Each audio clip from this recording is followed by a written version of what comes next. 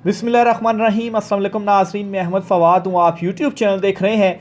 नाज़रीन, आज तारीख़ है 10 अक्टूबर और दिन है जुमेरात का। अदालतों से बड़ी धमाका खेज़ खबरें हैं। आज के व्लॉग में आपके साथ कुछ तफसीलात शेयर करनी है। सबसे पहली और बड़ी ब्रेकिंग न्यूज़ तो ये है कि चीफ जस्टिस कादी फ़ैज़ ईसा साहब को अपनी रिटायरमेंट से कबल सुप्रीम कोर्ट ऑफ पाकिस्तान से एक और बड़ी शिकस्त हुई है।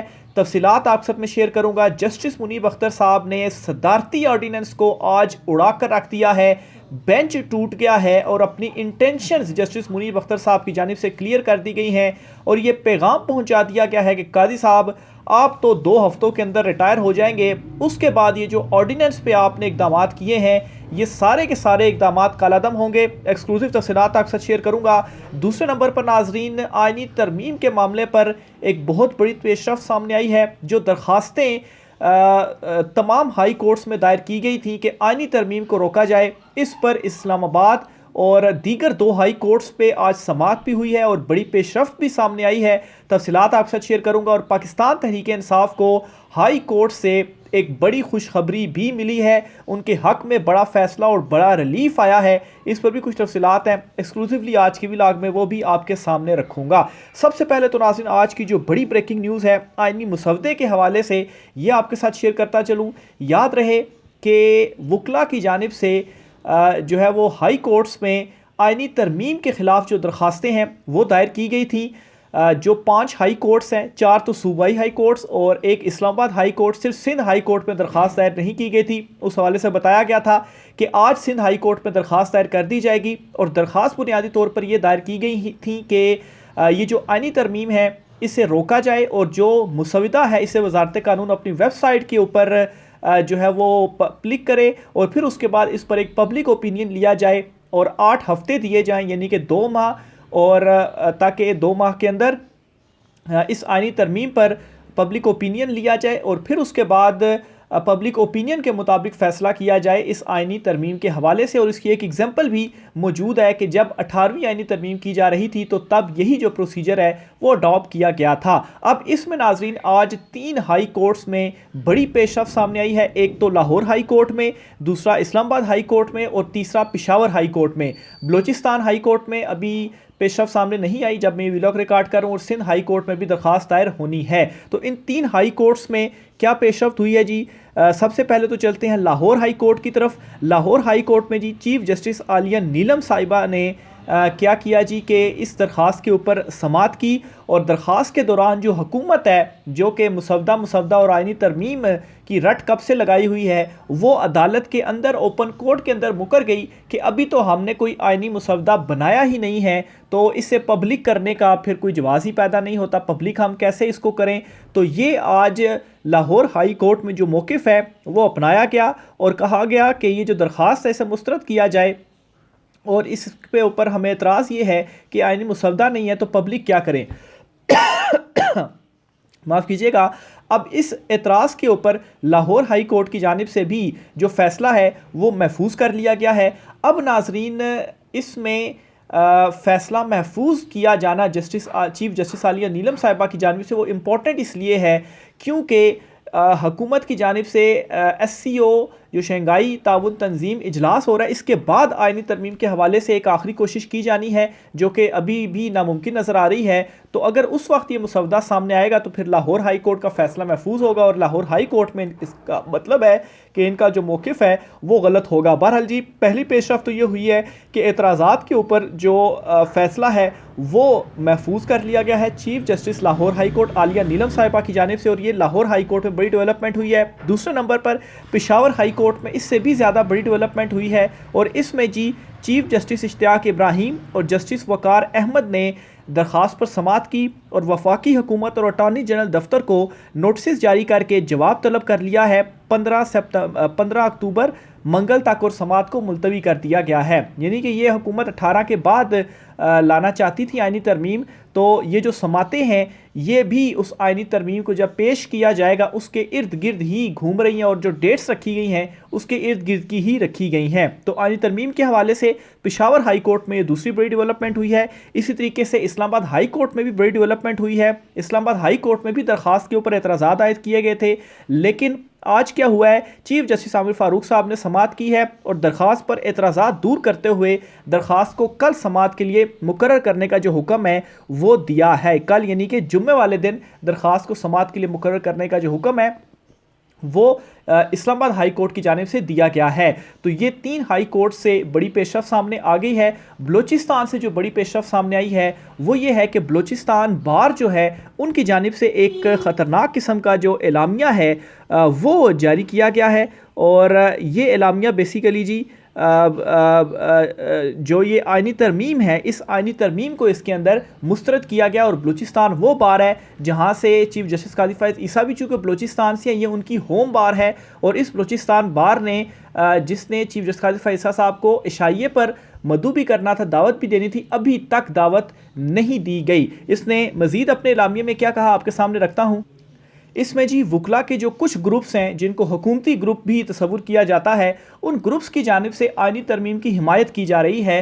तो इस पर बलूचिस्तान बार कौंसल ने ये एलामिया जारी किया और कहा है कि ये जो लोग कर रहे हैं, या उन्होंने बाकायदा नाम इसमें दिया है कि वाइस चेयरमैन पाकिस्तान बार, इन्होंने जो आइनी तरमीम की हिमायत की है ये इनका ज़ाती नोयत का फ़ैसला है, ये सारी बार की तरफ से फ़ैसला नहीं है। और ये भी कहा है कि इस्लामाबाद की तीनों बार, कराची की बार, इसके अलावा बलूचिस्तान की बार, क्वेटा की बार, ये तमाम आइनी तरमीम को मुस्तरद कर चुके हैं। तो अपने होम ग्राउंड से चीफ जस्टिस काजी फ़ाइज़ ईसा साहब को एक बड़ी शिकस्त कहें या बड़ा जो झटका है वो बार के एलामिये की सूरत में मिला है, क्योंकि चीफ जस्टिस काजी फ़ाइज़ ईसा साहब जो थे वो बज़ाहिर इस आइनी तरमीम के हक़ में थे। और उसकी वजह ये थी कि इस आइनी तरमीम के ज़रिए चीफ जस्टिस काजी फ़ाइज़ ईसा साहब को जो एक्सटेंशन है वो मिलनी थी, और एक्सटेंशन के बाद फिर वो सुप्रीम कोर्ट ऑफ पाकिस्तान में ही बैठे रहते। इसके अलावा जी चीफ जस्टिस काजी फ़ाइज़ ईसा साहब को ना सिर्फ अपनी होम बार बल्कि सुप्रीम कोर्ट ऑफ पाकिस्तान से आज एक और बड़ा झटका मिला है, और ये झटका जस्टिस मुनीब अख्तर साहब की जानिब से दिया गया है।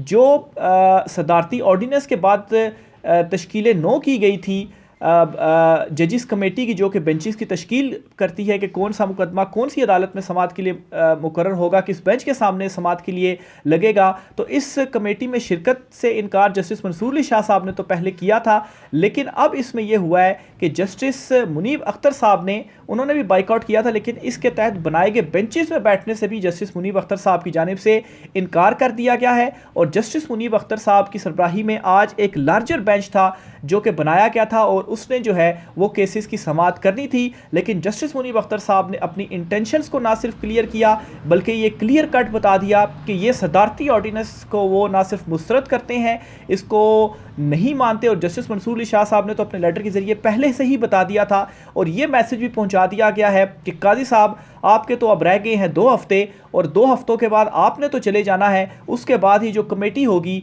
ये तो जस्टिस मंसूर अली शाह साहब बनाएंगे, और फिर उसमें जस्टिस मुनीब अख्तर साहब की भी वापसी होगी। तो इस जजिस कमेटी ने, जिसमें जस्टिस अमीनुद्दीन खान साहब मौजूद हैं, इसने नहीं रहना और ये ख़त्म हो जाएगी, और ये सदारती ऑर्डिनेंस का भी कोई फ़ायदा नहीं होगा। और उसके बाद जो इक़दाम आपकी जानिब से किए गए, जो बेंचेस आपने अपनी मर्ज़ी से बनाए, उन सारे बेंचेस को ख़त्म किया जाएगा। और फिर जो आइनी और कानूनी तौर पर जो जजिस कमेटी होगी वो ये फैसला करेगी कि कौन सा बेंच बनाया जाना है, और किस जज के सामने या किस बेंच के सामने कौन सा जो केस है वो समाअत के लिए लगाया जाएगा। तो ये आज बहुत बड़ी ब्रेकिंग डेवलपमेंट है जो कि सुप्रीम कोर्ट ऑफ पाकिस्तान से सामने आई है।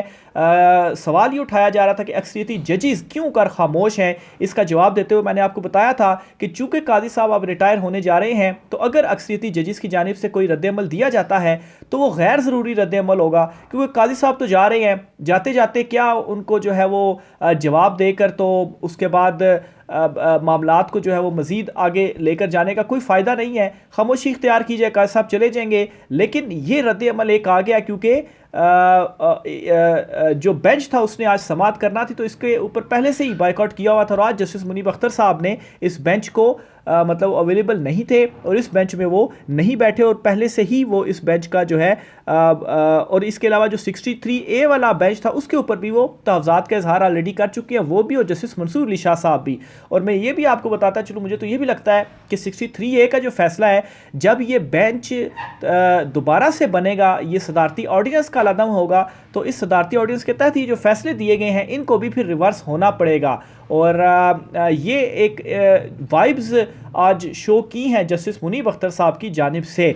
इसके अलावा जी सुप्रीम कोर्ट ऑफ पाकिस्तान में एक और बड़ी डेवलपमेंट हुई है। पाकिस्तान तहरीक इंसाफ के इंट्रा पार्टी इंतखाबात के हवाले से भी पाकिस्तान तहरीक इंसाफ के इंट्रा पार्टी इंतखाबात का केस कल यानी कि 11 अक्टूबर बरोज़ जुमा चीफ जस्टिस काजी फैसल की सरबराही में 3 रुकनी बेंच के सामने समाअत के लिए मुकर्रर है। पीटीआई ने जी आज दरख्वास्त दे दी है कि इस केस को मुलतवी किया जाए, हम अवेलेबल नहीं हैं। और जो मकसद है वो यही है कि काजी साहब ये जो है इसके ऊपर नज़रसानी ना सुने, काजी साहब रिटायर हो जाएं, उसके बाद नया बेंच बने वो इस केस को सुने, क्योंकि काजी साहब पर तो ऑलरेडी अदम एतमाद कर चुकी है पाकिस्तान तहरीक इंसाफ। जो दरख्वास्त दायर की गई है उसकी डिटेल मैं आपके सामने रख देता हूँ। चीफ जस्टिस पाकिस्तान की सरबराही में 3 रुकनी खसूसी बेंच ने कल जुम्मे को समाअत कर दी थी। मौक़िफ़ अपनाया गया। जुम्मे के रोज़ एडवोकेट हामिद खान की लाहौर में फैमिली मसरूफियत है। Advocate Hamid Khan PTI intra party election case में पेश नहीं हो सकते। मुखालिफ वकला को बजरिया advocate on record advocate Hamid Khan की अदम दस्तयाबी के बारे में आगाह कर दिया गया है। पीटीआई इंट्रा पार्टी इलेक्शन नज़रसानी केस की समाअत मुलतवी की जाए, ये पाकिस्तान तहरीक इंसाफ ने आज अहम जो दरख्वास्त है वो सुप्रीम कोर्ट में दायर कर दी है। चीफ जस्टिस काजी फैज़ ईसा, जस्टिस मोहम्मद अली मज़हर और जस्टिस मुसरत हिलाली की जानिब से कल जो इस केस की समाअत है, बल्कि खसूसी बेंच ने इस केस की जो समाअत है वो करना थी। अब देखें जी, पीटीआई ने तो इल्तवा की दरख्वास्त दे दी है, लेकिन अगर चीफ जस्टिस काजी फैज़ ईसा साहब जो है वो जिस तरीके से उनका रवैया रहा है, अगर उनका रवैया इसी तरीके से रहता है तो फिर हो सकता है कि वो इसको मुस्तरद करके केस को दूसरी तरफ का मौक़िफ़ सुने ही ना और एक तरफा जो फैसला है वो भी दे सकते हैं। बहरहाल पीटीआई ने अपनी तरफ से जो कानूनी एक उनका वो था वो उनकी जानिब से इस्तेमाल किया गया है। इसको अगर ये अभी डिले हो जाती है, मुलतवी हो जाती है, तो फिर उसके बाद ये 25 के बाद ही समाअत के लिए मुकर्रर होगी, तो फिर उसके बाद जो नया बेंच है वो बन जाएगा। या जस्टिस मंसूर अली शाह साहब नए चीफ जस्टिस होंगे तो होपफुली वो इस केस की जो समाअत है वो करेंगे। तो ये एक और इंपॉर्टेंट डेवलपमेंट है जी, जो कि सुप्रीम कोर्ट ऑफ पाकिस्तान से आज सामने आई है। इसके अलावा जी हाई कोर्ट से पाकिस्तान तहरीक इंसाफ के लिए एक बड़ी खुशखबरी भी है। ये खुशखबरी भी आपके सामने रखता हूँ जी। केपी हाउस को सील किया गया था और ये किया गया था जी हुकूमत की जानिब से। आज इस्लामाबाद हाई कोर्ट ने केपी हाउस को डी सील करने का जो हुक्म है वो दे दिया है। केपी हुकूमत की दरख्वास्त मंजूर कर ली है। इस्लामाबाद हाई कोर्ट के चीफ जस्टिस आमिर फारूक साहब ने केपी हाउस इस्लामाबाद को डी सील करने का जो हुक्म है वो दे दिया है। तो ये एक बड़ी जो है वो पाकिस्तान तहरीक इंसाफ के लिए भी अच्छी खबर थी। और इस पर मैं आपको बताता चलूँ कि केपी हाउस में जो तोड़ फोड़ की गई थी,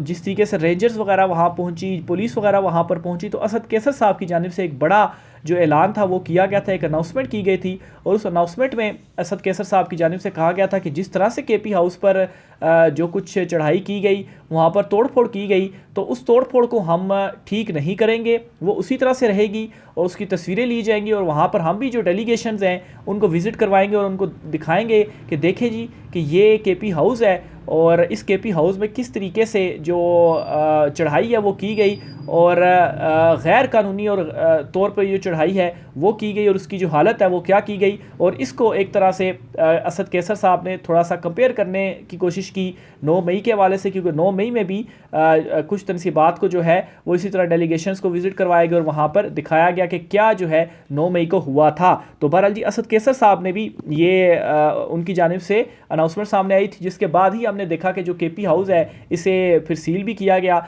और फिर ये भी कुछ अफवाहें गर्दिश करती रहीं कि वो जो तोड़ फोड़ हुई है उस तोड़ फोड़ को वापस सही कर दिया जाएगा, तमाम तर चीज़ों को, ताकि ये जो असद कैसर साहब ने ऐलान किया है तो ये काम ना शुरू कर दिया जाए केपी हुकूमत की जानिब से। तो बहरहाल आज डी सील करने का हुक्म तो दे दिया है। देखते हैं कि केपी हाउस जब डी सील होगा तो फुटेजेस सामने आएंगी कि वहाँ पर वो उसी तरह से ही रखी गई हैं चीज़ें या वहाँ पर जो है वो सारी चीज़ों को ठीक कर दिया गया है, जो तोड़ फोड़ की गई थी उसको रीन्यू कर दिया गया है। और फिर ये भी देखना है कि आखिर जो असद कैसर साहब हैं वो अपने इस बयान पे कायम रहते हैं और वो ये काम करते भी हैं या नहीं करते। आखिर में जी एक और बड़ी खबर सामने आ रही है कि चीफ जस्टिस काजी फैज़ ईसा साहब रिटायरमेंट के बाद लंदन रवाना हो जाएंगे और 29 अक्टूबर को चीफ जस्टिस काजी फैज़ ईसा साहब लंदन रवाना हो रहे हैं। राजा बिशारत साहब हैं, जर्नलिस्ट हैं, सुप्रीम कोर्ट में हमारे कोलीग हैं, उनकी जानिब से खबर दी गई और वो यहाँ तक भी दावा कर रहे हैं कि काजी साहब जब 29 तारीख को लंदन जाएंगे तो फिर उसके बाद वो लंदन से वापस नहीं आएंगे, वो वहीं पर ही रहेंगे और उनकी वहाँ पर प्रॉपर्टीज़ वगैरह भी हैं तो अपनी प्रॉपर्टीज़ में वो